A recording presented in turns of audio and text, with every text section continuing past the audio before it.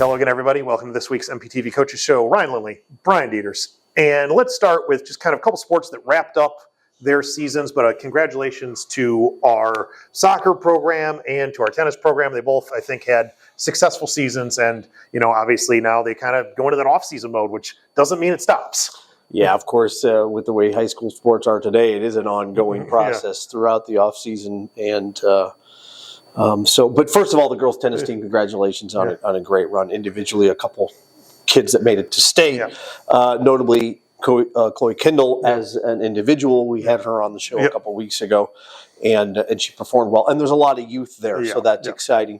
To the soccer team, great job. A young team. We talked about that all year, all fall. And I think that they overachieved at the end of the day. They had some tough teams in their conference in Washington and Dunlap. Played them well, both in the regular season and in the postseason against Washington as well. So they should feel good about the season, and congratulations, and the future is bright. Yeah, we got volleyball behind us. We'll talk about that a little bit. We can put the regional graphic up on the screen, the brackets. But, you can see it there. They got Lincoln on Thursday night at Lincoln for the regional championship. I think we're the better team. It's always tough when you got to go, you're the higher seed, but yet you got to go on the road. Yeah, you're at their gym. That's a challenge, but we're talented. Yes. And it's been a great season for the girls. They seem to be together. I was talking with a couple of those kids yesterday, and the vibe is good as they head into the postseason. So best of luck, girls. Yeah, one thing also want to mention, and actually it's our interview this week, marching band has continued to excel. They went to U of I last weekend, which is a competition they hadn't been in a number of years, and as we often expect our band to do, took first place, grand champions, all that. I had a chance to catch up with senior Elijah Roseboom, who talked about that experience. All right, Elijah, obviously marching band season has been great, but just kind of, talk about what's been some of the highlights or how's the year gone kind of. Sure, yeah. The year gone really well. This has been one of our most successful seasons for the Morton Marching Band. We have a really good and really competitive show this year. Some of the highlights of the season, winning our class again at ISU. That was for the 20th year in a row. And then we also won second overall, which we've never done as a program before. We won first the past 3 years, but that's been our streak, so that's pretty awesome. And then over the weekend, we actually went to U of I, where we had the opportunity to compete in a tournament that we haven't in a while. And at that tournament, we actually won our class and won overall, so that was pretty awesome.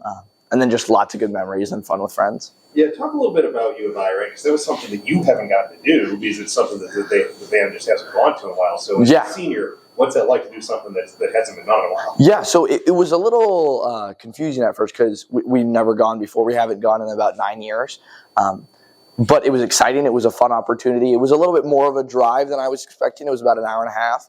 And then the competition was unique in its own way because it judges the bands a little bit more from like a Big Ten perspective, which has a little bit different like of a vibe to it. But I think it was really fun because we had a smaller group of competition in our class, and then also there were 2 grand champions for the day, one for classes 1A, 2A, and 3A, and then one for 4A, 5A, and 6A. So it was just kind of a fun, different, unique kind of way to organize it. But it was a lot of fun because we also got to stay and watch some of the bands, which we don't always get to do. Oftentimes we're one of the last bands to perform. So we come, we perform, we watch awards, and then we leave. But it was fun because we got to stay to see the Marching Illini actually performed, and we also saw some other groups, which was really fun to see.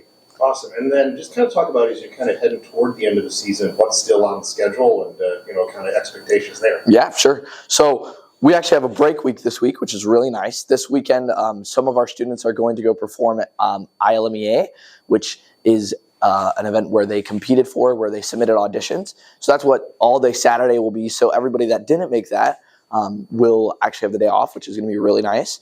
Then next weekend, we're going to have our senior night, which that afternoon there'll be senior boards and there'll be a community performance and stuff like that. And then the following weekend will be our our final competition, which is the Grand National BOA competition, Bands of America, in Indianapolis, where we will be performing at the Colts Stadium, or where the Colts are. So yeah, that's something that's really exciting. Awesome. Well, hey, good luck and thank you. Thank you. So you see, Elijah, I mean, it was kind of fun to talk about it just because as a senior, right, it's kind of like, oh, I've done everything, but then you got to do something that you haven't gotten to do something before. New, something fresh. And you hit it on before the interview, right? Time in and time out, every competition, they're there. And why? Well, the culture sets that up, but these kids, as we said, they're out there, they are working their butts off. Yes. And it shows. And they feel good about it, and they should. We're really proud of them here in the community as well. Yeah, absolutely. And then another group that we've talked about is kind of, we expect great things from them, is our cross-country team. They have sectionals this week, so they'll run a practice run across the course at Geneseo on Friday, and then sectionals on Saturday morning.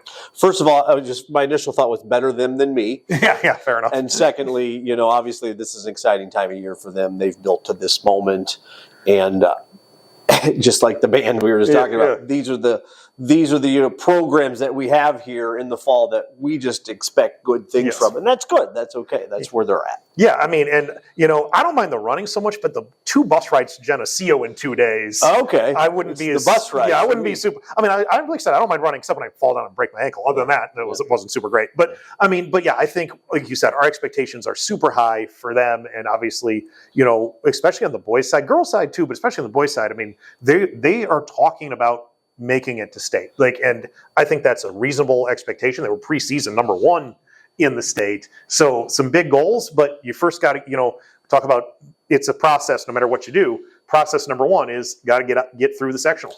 Think big, be big, my friend. Yeah, as the saying goes. Absolutely. Another group that's getting ready for sectionals, but that's a little farther away, is swim dive. We've talked about them several times on the show. We had Maya on to talk kind of about, that experience with obviously the co-op. But I mean, they're getting prepared. We wish them obviously the best of luck.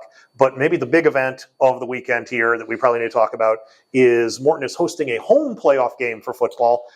We suspected they would get a home game, even with the loss to Washington. They did. TF North is coming in here at 2:00 on Saturday. Super exciting to host a game. And I think it was really that Dunlap game that got them there, right? With that 6th win, which was such an exciting finish. And then, Washington is a great program. And they came in and obviously defeated us last weekend. But now, clean slate for everybody, fresh look. I feel like our guys have to feel pretty good about where they're at in the bracket. I think the middle Illini plays well in those, rankings and such, seedings and such. So it should be a great atmosphere. Hopefully the weather holds, and it's a Saturday afternoon of playoff football. Yeah, and I think your point is the key one, right? I think Middle Illini, you put 5 teams in your conference in the playoffs. You have a 6th team that goes 4-5 that's right on the verge. I think our key to success, is we're well tested. I think our league is honestly one of the best in 5A. I mean, you even include obviously some 6 and 7. Well, 2 6A teams this year. Peak and fell to 6A, but and then Dunlap keeps rising with enrollment. Yeah. So I mean, I just feel like we're in a great place, and I'm excited to see it. Amen. So we'll wrap it up there for this week. For Brian Dieters, I'm Ryan Lindley. Goodbye, everybody. Bye-bye.